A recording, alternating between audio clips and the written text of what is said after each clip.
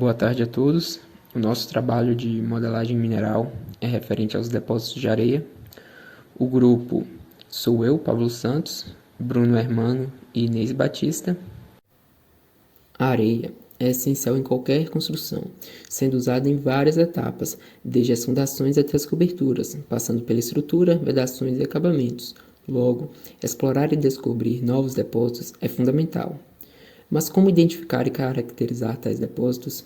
Pois bem, os depósitos de areia e cascalho, eles consistem em rochas ou fragmentos minerais em corpos soltos e não coesivos. São resultados de processos sedimentares, incluindo fluviais, lacustres, marinhos, eólicos ou glaciares. Porém, antes de iniciar qualquer atividade de extração, é necessário a completa caracterização das estruturas associadas ao depósito mineral, já que é de extrema importância em termos de planejamento da lavra, tanto em minas de céu aberto quanto em minas subterrâneas. Essas estruturas influenciam não só no sequenciamento da lavra, mas influem diretamente no comportamento geomecânico do maciço rochoso no qual está circunscrito o depósito. Sendo assim, a modelagem é uma etapa imprescindível em qualquer circunstância. A definição de um modelo de depósito mineral, como dada por Cox e Singer em 1986, é a informação organizada sistematicamente descrevendo os atributos, propriedades essenciais de uma classe de depósitos minerais. Um modelo ele pode ser empírico, descritivo, em que os vários atributos são reconhecidos como essenciais, mesmo que as suas relações sejam desconhecidas, ou pode ser teórico, genético, em que os atributos estão interrelacionados através de alguns conceitos fundamentais. Atualmente, a modelação computadorizada do depósito ela fornece um meio para a adaptação de um plano de mina com base nas especificações de utilização final. A estratégia básica envolve a criação de uma base de dados de furos que inclui resultados analíticos para várias propriedades físicas e químicas em função da profundidade. Uma vez criada a base de dados, visualizações tais como seções transversais, diagramas de vedação e diagramas de blocos podem ser rapidamente geradas para verificar a validade e a razoabilidade geológica da modelação. O passo seguinte envolve o cálculo da volumetria e da concepção óptima do local, com base numa série de parâmetros definidos pelo utilizador. Os dados brutos que são utilizados para a modelagem de depósitos minerais industriais podem ser classificados em dois tipos principais: dados de furos e dados de não furos. A gestão de dados de furos é muito diferente dos dados não furos. Especificamente, os dados de perfuração exigem um sistema de gestão de base de dados relacionais, por exemplo, o Access, o FileMaker, o Oracle, o SQL, enquanto que os dados de não perfuração, com exceção da propriedade da terra, podem ser tratados com simples gestoras de ficheiros, planos, por exemplo, Excel ou Lotus. Os dados não furados, eles incluem fotos aéreas, propriedades da terra, geoquímica de superfície, geofísica de superfície e topografia. Os dados de perfuração podem incluir litologia, estratigrafia, geoquímica, geofísica de fundo, propriedades geotécnicas e níveis de água. Pois bem, se tratando de depósitos de areia e cascalho, o volume é o atributo máximo a ser levado em consideração na hora da modelagem. Ainda assim, uma variedade de características específicas do tipo de depósito de areia e cascalho podem também precisar de ser modeladas. Porém, normalmente, para se definir os depósitos, entre outras condições, se espera o volume mínimo e espessura mínima. De maneira geral, a modelação dos depósitos de areia deve-se ter em conta tais pontos. Primeiro, o volume e geometria do depósito. Segundo, a distribuição do tamanho do material no depósito. Terceiro, as características físicas do material. E quarto, por fim, a composição química e reatividade química do material. Primeiramente, e mais importante, a modelagem de depósitos de areia e cascalho precisam inicialmente ser desenvolvidas com base na geometria e volume. Estes depósitos minerais muitas vezes externam uma área de superfície explícita. Como os depósitos de areia e cascalho têm como primeira aproximação a forma de uma manta desigual, o volume do depósito ele pode ser calculado aproximadamente usando a área e a espessura média. Sendo assim, o volume de areia e cascalho é calculado por vezes usando a geologia e a morfologia do depósito, em vez de usar dados coletados por perfuração. Estes valores dão um recurso potencial que um depósito pode conter, pois, A área do depósito e a espessura média são variáveis independentes e podem ser usadas para calcular o volume do depósito. Matematicamente, a área será afetada pela extração de uma quantidade pré-determinada de areia e cascalho é prevista pela seguinte equação de regressão. O log da área em hectares é igual a 1,47 mais 0,79 vezes o log do volume em milhões por metros cúbicos. De forma semelhante, conseguiríamos prever o volume de areia e cascalho disponível dada a área do depósito, usando a regressão log do volume em milhões por metros cúbicos é igual a menos 1,45 mais 1,07 vezes o log da área em hectares. Outro ponto importante é a classificação desses depósitos por tamanho de fragmentos, da qual pode ser feita usando modelos da porcentagem de areia, cascalho e silt dentro dos depósitos. Por fim, a separação das variáveis físicas das químicas é algo arbitrária. De acordo com Goldman e Heinen, em 1983, os depósitos desejáveis contêm partículas limpas, não revestidas, devidamente moldadas, que são sólidas e duráveis. Porém, nem sempre isso ocorre. Por vezes, a areia e o cascalho tornam-se menos adequados para certas aplicações com a presença de material indesejável que tem certas propriedades físicas ou químicas. No mais, a modelagem de variáveis químicas está relacionada principalmente com a magnitude da reação química entre o agregado e o cimento Portland ou misturas bituminosas. No geral, as seguintes características têm de ser abordadas para um enfoque completo. E dentre elas, dentre as que estão aparecendo, podemos citar o volume, a geometria do fragmento, a gravidade específica, densidade aparente, pureza, teor de umidade, resposta de congelamento, descongelamento, a hidratação, a solubilidade, lixiviação, como também o polimento, absorção de água, reatividade alcalina sílica, e todos esses que têm o asterisco, eles são aplicáveis apenas a agregados grosseiros, como o encolhimento, a escamosidade, a absorção de água, polimento, por exemplo. Boa tarde, pessoal. No seguinte estudo de caso envolvendo modelagem, foi feita uma série de furos de sondagem e foram recolhidas amostras a cada 1,5 m e peneiradas a fim de determinar as porcentagens relativas de areia, cascalho e argila, ou também qualquer outro material que tivesse presente. Essas amostras foram limitadas ao intervalo abaixo da base do perfil do solo e da parte superior do leito rochoso. No primeiro passo, as localizações dos furos, estratigrafia e análise de peneira foram introduzidas numa base de dados relacional. E aí a gente tem essa tabela, com o nome da amostra, com a elevação do solo e tal, está tudo aqui. Nessa tabela não mostra nenhum dado referente às perfurações, ela serve só para organizar ali as informações importantes, né? A introdução de dados é a etapa mais trabalhosa e suscetível a erros dentro de todo o processo. Por essa razão, é importante que sejam criados diagramas dos dados em bruto antes de começar a fazer a modelagem de fato, a fim de verificar ali se não tem nenhum erro nos dados. O próximo passo foi criar diagramas tridimensionais com a porcentagem de areia para mostrar ali as concentrações relativas de cada constituinte, né? A porcentagem de areia, cascalho e argila.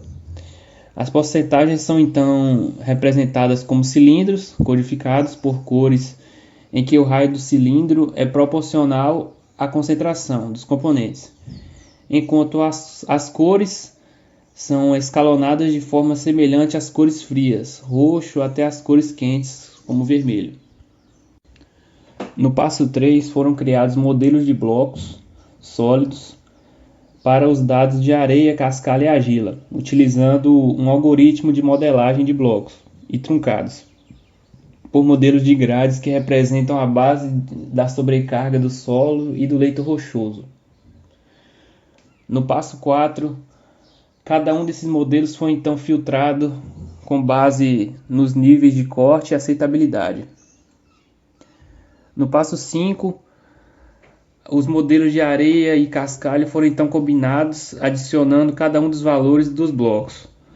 O modelo combinado foi então filtrado para mostrar apenas as regiões onde a areia e cascalho são maiores que 80%, como vocês podem ver aqui nessa imagem à esquerda.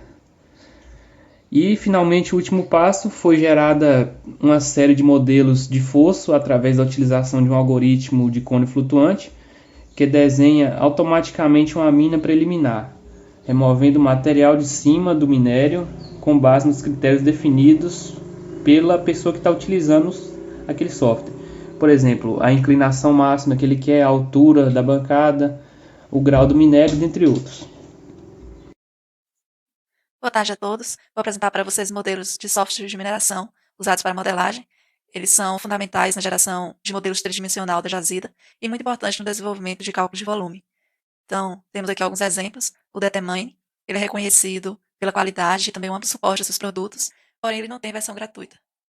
Tem o SGIMS, ele é um software de modelação mais simples e de código aberto. E o Hackman, foi criado em 92 por um professor de engenharia de Minas na Universidade da Espanha. É um software em espanhol e inglês, profissional, e pode ser instalado gratuitamente sem as opções avançadas. Não dá para demonstrar todas as funcionalidades do programa para vocês, pois requer bastante tempo, e além da complexidade do programa, que é indispensável um curso aprofundado para conseguir usar as ferramentas em sua totalidade. E foi um desafio para nós, onde fizemos inúmeras pesquisas e obtemos pouquíssimas informações acessíveis e gratuitas. Não encontramos tutorial em português, nem mesmo material em PDF completo. Esse aqui é o Hackman. Ele possui 5 módulos. Temos aqui o módulo de gerenciamento, que é esse primeiro. Com ele a gente consegue, por exemplo, tanto importar quanto exportar arquivos em DXF, TXT. Temos aqui também o módulo de Edition de Sondeus, que a gente consegue importar arquivos de sondagem. Temos também o módulo de UBO, que é um módulo de desenho, que é esse aqui. Também tem um módulo de render 3D, que é um módulo para visualizar em 3D, e o módulo de seguridade. Com o Hackman, conseguimos fazer validação de dados, visualização de sondagens em 3D, construções de seções triangulares, visualização de objetos em 3D, construção de galerias, entre outros. Para fazer a modelagem no software, a gente precisa inicialmente de um banco de dados, que é a primeira etapa, e que contenha algumas informações como furos de sondagens, coordenadas, direção, profundidade, litologia, dentre outros. Aqui nós temos um exemplo de dados de um trabalho de modelagem de uma jazida de areia, mas para fazer essa demonstração com o uso do software, nós utilizamos outro banco de dados que foi disponibilizado em um site. Vou iniciar aqui importando um arquivo em DXF. Então, a primeira coisa a fazer é criar uma pasta aqui na área de trabalho, e eu vou determinar essa pasta de teste. Em seguida, eu vou copiar um arquivo que está aqui no meu computador, em imagem, um arquivo em DXF, copiar para aquela pasta. Copiar e colar na pasta. Em seguida, irei abrir o programa e vou criar um projeto nesse programa. Então, para isso, eu vou clicar aqui nessa figurinha. Vou clicar em Novo. Vou denominar esse projeto com o mesmo nome da pasta que eu criei. Vou selecionar a pasta da minha área de trabalho e finalizar. Então, o projeto foi criado. Esse aqui é um exemplo de gerenciamento. Eu não posso excluir, porque é um projeto do próprio programa. Então, se ele for excluído, o programa não funciona. Então, irei selecionar essa pasta que eu criei. Quando ela fica em amarelo, ela está selecionada. Vou clicar em importar, ficheiro DXF, e vou buscar esse arquivo aqui na minha pasta teste. O meu arquivo, vou selecionar, abrir, vou guardar esse arquivo nesse formato de superfície, né, que é o formato que eu vou querer abrir, e aqui eu vou denominar também de teste esse arquivo. Eu vou clicar em salvar, importar DXF, ele vai importar aqui as coordenadas, e eu vou finalizar. Fazendo isso, eu vou clicar aqui no módulo de desenho. Em seguida, eu irei clicar aqui em abrir superfície, selecionar minha pasta, meu arquivo, em superfície, clicar em continuar, Em seguida, eu irei clicar aqui nessa figura. Vou abrir, no caso, né, o meu arquivo enviado. Continuar. E aí irei clicar aqui. E aqui está o meu projeto, né, esse projeto pronto já. A gente também consegue fazer a visualização em 3D.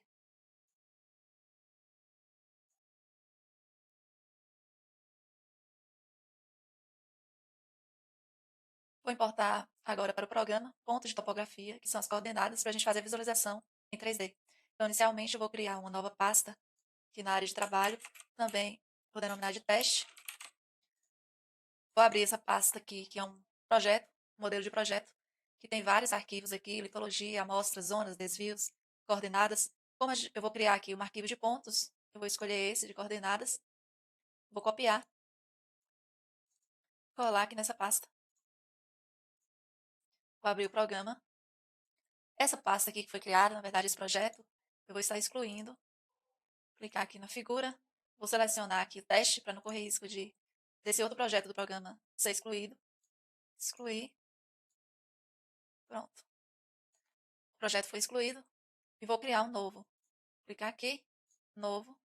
Vou denominar também de teste, o mesmo nome da pasta da área de trabalho. Vou selecionar a pasta da área de trabalho. Ok. Finalizar. A pasta foi criada. Eu vou estar selecionando.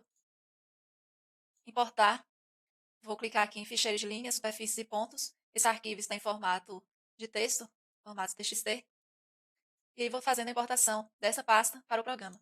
Eu vou clicar aqui em ficheiro de leitura, vou escolher o arquivo, abrir, clicar em guardar. Aqui eu vou escolher o formato PTS, que é o formato de pontos, e aqui eu vou escolher um nome, colocar o mesmo teste e salvar. Eu vou estar passando esses nomes para esse quadro aqui, no caso, essa primeira linha. Então, aqui são Deus é o nome.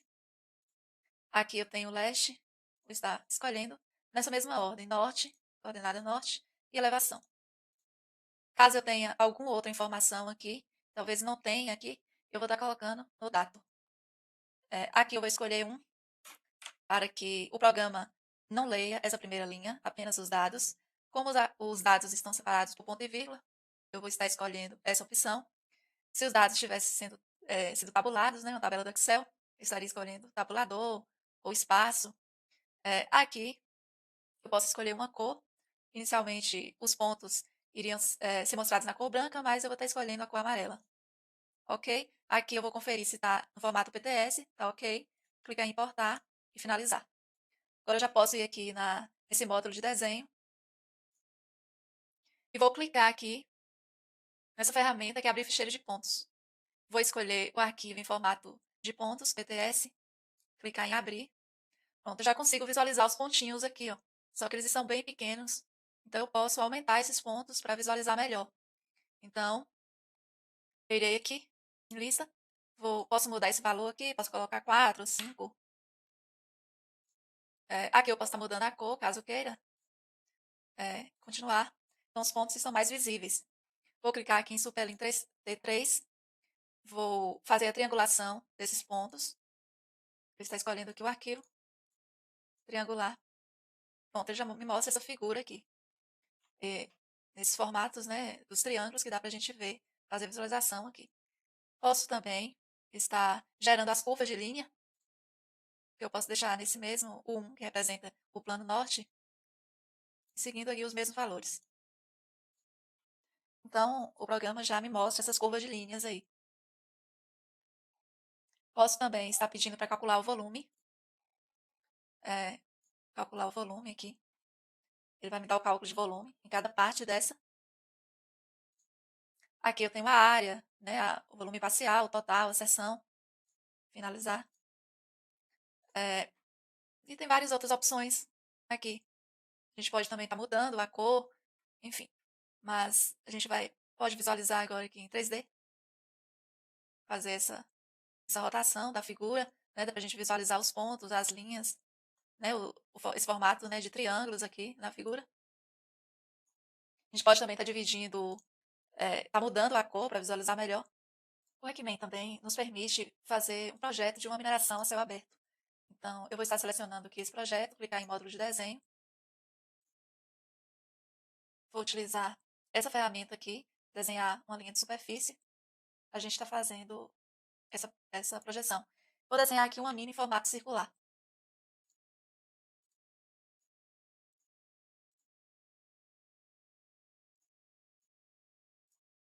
Aqui eu posso estar considerando como zero essa coordenada z, a inclinação também zero, e aqui posso dar um nome para esse projeto, mas eu vou deixar esse mesmo. Vou clicar aqui em Superlink e vou clicar em Generar Super a partir de linha e os vértices vão estar ativados. Vou clicar aqui no vértice para ele me fornecer essa outra ferramenta aqui, e aí eu consigo fazer as modificações do ângulo, do comprimento das bancadas, a quantidade de bancadas, aqui se as bancadas vão ser construídas acima da linha ou abaixo da linha, aqui o sentido, né, para a esquerda, aqui eu vou deixar selecionado incluir uma pista de acesso, que é uma rampa, e aqui os valores dessa rampa, a inclinação, o comprimento, eu vou considerar esses mesmos valores aqui, como a gente está fazendo uma demonstração.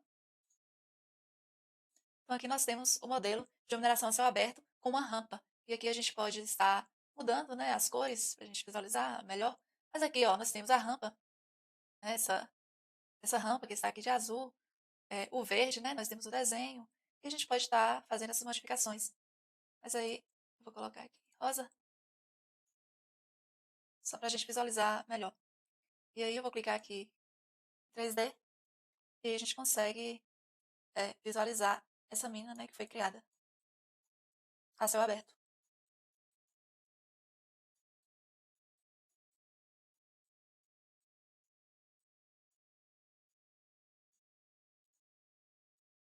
Com esse programa, eu também consigo fazer o desenho de mineração a céu aberto sob um arquivo de topografia.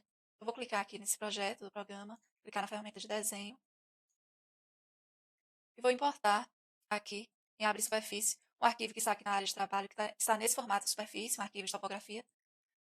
E vou abrir aqui no programa. Posso estar modificando as cores, né? O arquivo aqui já está mostrando as cotas. Posso estar modificando a cor. Eu vou ativar essa ferramenta aqui, vértice superfície, para fazer o desenho sob essa topografia. Ativar essa aqui e construir da mesma forma que eu fiz a outra, né, em formato mais ou menos circular.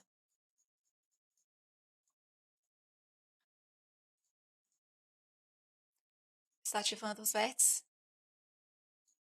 clicando no vértice. Com essa ferramenta aqui eu posso estar modificando.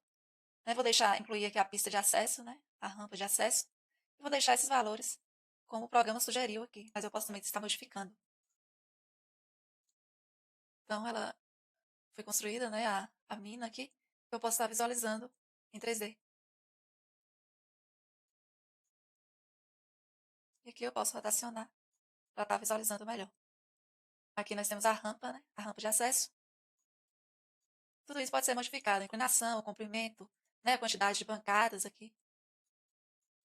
Então é bem interessante. Então, gente, consideramos esse software de grande aplicabilidade para esse processo de modelagem e deixamos aí como sugestão para se alguém quiser aprofundar mais